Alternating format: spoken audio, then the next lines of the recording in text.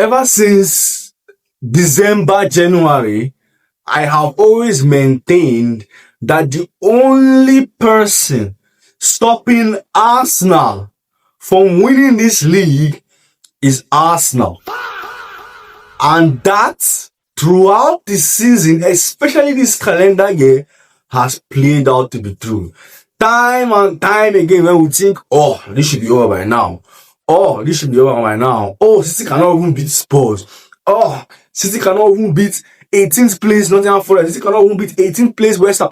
Arsenal find a way to draw to Wolves, to lose to Bournemouth. They always find a way to draw City back into it. They are their biggest enemies up here. And not even just up here, because up here is like the cliche thing to say, oh, they're not mentally there. They're not. Ultimately, there is some tactical part to play to why they have declined so much as the season progressed. It's a combination of the mental and tactical side of things. Wow, man. Genuinely, I thought the title race was done. I genuinely did think so. And Arsenal, in typical Arsenal fashion, have found a way to bring City back into this. This title is not about Arsenal. It's not about City. It's about Arsenal. They are the protagonists and antagonists of this story. They are the protagonists. They are the antagonists. It's crazy, man. It's absolutely crazy. Now let's discuss Mikel Arteta. Arteta plays some of the most negative dross football you would ever see. He genuinely does. He plays some of the most horrible football to watch. And that is because there is so much emphasis on control. Players are being overcoached. And you know the ripple effect of that? When he's good, but when he's bad, it's horrible.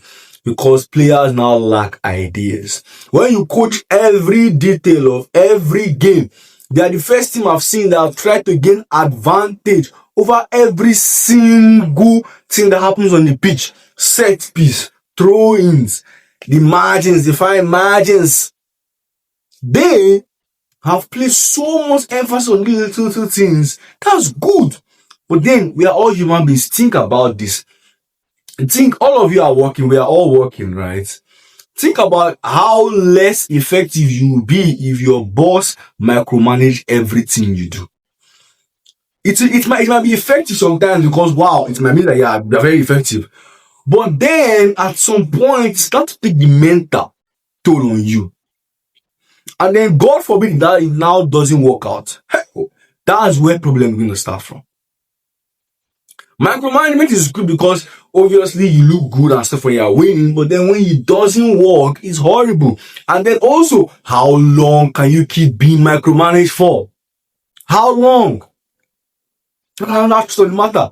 How long can you keep being micromanaged for before your brain can no longer take? How much does it take for too much information to start happening? Look at the opposite side. Now, he's so crazy that I might start accusing people of not micromanaging because he himself is a micromanager. But then he always says something that my job is to take it to the final thought. From there, do as you please. Yesterday, he said something about Cherki. He said, Cherki, you are dropping too deep. Go forward. Stay in behind Haaland and play. Express yourself. Why? Because ultimately, you cannot overcoach these things. And then let's even go to the mental side of things. Arsenal fans, for a group that have not won anything in the last 6 years, dismiss little wins along the way. Think about anything you've ever done in your life. How will you be able to achieve it if you didn't have all those small wins along the way? And that's my only issue with Arsenal fans constantly dismissing the cups. Because these are the things that instills the mental aspect of things. Pep's first title was a Carabao Cup in England. Fine, they were going to win the league that season regardless. But it just showed Mourinho, first title was the League Cup as well. That is what winning instills winning, losing breeds losing. And that final against City was a perfect opportunity for Arsenal to get over their demons. And what did they do? They lost in an embarrassing fashion. And what did their fans do? Some of their fans justified it. But then if you're busy justifying losses like that, then you're not ready to win the league. Especially, it's not as if they were playing like Newcastle or something in the final. They were playing their arch rivals for the title in the final. That is your chance to lay a glove on them. And that's another issue. Arsenal, each time the owners have been on them to grab something by its neck, they fail to do it. Because Arteta, it's better to not lose than to lose, man. I mean, it's better to not lose than to go out and lose. Whatever way, even Rice says it after one of those draws that they drew, that at least we didn't lose. That tells you something about the mental. Genuinely, if I'm to go with my guts, I feel like Man City win this league. And mainly because of people also underestimate. It's all fine and good in the tactical aspect of things, but you also underestimate how much the mental side of things goes into things. City, after beating Arsenal in that final, knew that we're back into this. You can see the Pep celebrated it. You will not even believe that it's a League Cup. And what did they do? They came back from international break. They whooped Liverpool. Tell you that, oh my God, we are all about this now. What did Arsenal do? They lost another cup. What did their fans do? Justify it. Winning breeds winning. Losing breeds losing. They went at home to Bournemouth, a team that went for a title to win that match. They lost. They were embarrassing. They were horrible. 0.05 XG from open play against Bournemouth at home after they told the fans to bring their lunch.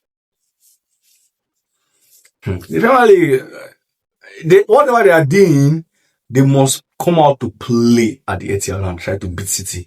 But knowing Arteta, they won't do that. So, if they sit down, City will beat them. That's just the honest truth. City will be there. Cherky is on fire. Doku is on fire. O'Reilly, they will hope that his injury is not that serious. Haaland getting back to form. He didn't score over the weekend, but he looks good. He scored a hat-trick against Liverpool. Semenyo is good. These are 4 people that can pop up with moments of magic already. How many of those players will Arsenal have? Even if they have them, how are they been platformed? It's what it is. Let's move over to Spain. In Spain, Real Madrid. Real Madrid domestic performances in the last 20 years have been just straight up embarrassing. It really has been nothing short of embarrassing. For a club of that stature, they do too badly in the league. It doesn't sit there with me that Ronaldo won 2 leagues in 9 years there. Cristiano Ronaldo.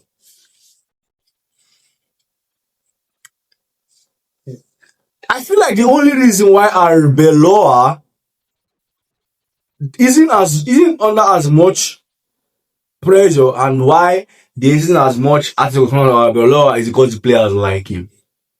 All those gimmicks he's doing of it's my fault, it's my fault, it's my fault, it's not Vinicius' fault, it's not Mbappe's fault, it's my fault. Those things are getting the players on his side, yes. And that's the reason why he's not under scrutiny, because he's been, I think, worse than Alonso. I genuinely think he's been. Barcelona, on the other hand, are just firing the league, man.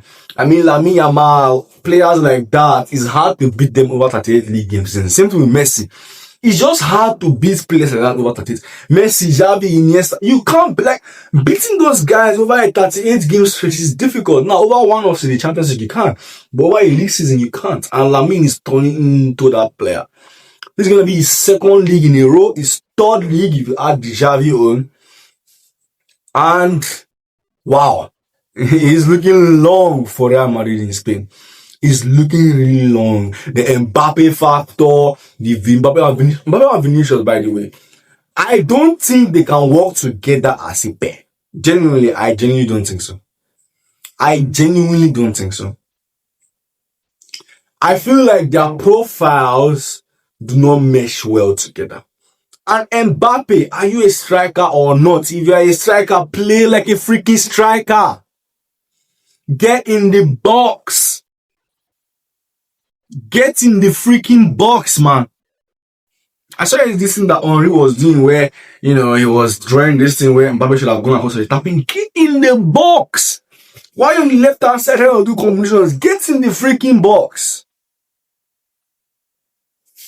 And then Vinicius, he looked good when Mbappe was not around. Mbappe came back and the team cannot win games again. 3 straight winless games, Mbappe back. Interesting. Anyways, all in all, I feel like La Liga title race is done. I don't think Real Madrid can claw back a 9 points gap. I don't even think Barcelona can allow that to happen. Because one thing about all the kind of points gaps is, in as much as the team that is chasing is good, the team that is leading also have to drop points for them. And unlike Arsenal, Real Madrid and Barcelona are not that. Barcelona will just keep on winning these games. They will just keep on winning. As long as they are grinding wins, they are blitzing teams. Lamine, the king, man. The king. Anyways, Barcelona seem to have run away with the league already. Arsenal seem to have opened up the title for City to come and grab it, and it's in both teams' hands already. But then City have to beat them at the Etihad, though. Like, it's non-negotiable, they have to. Anyways, let me know what you guys think in the comments, and I'll see you next time. Peace.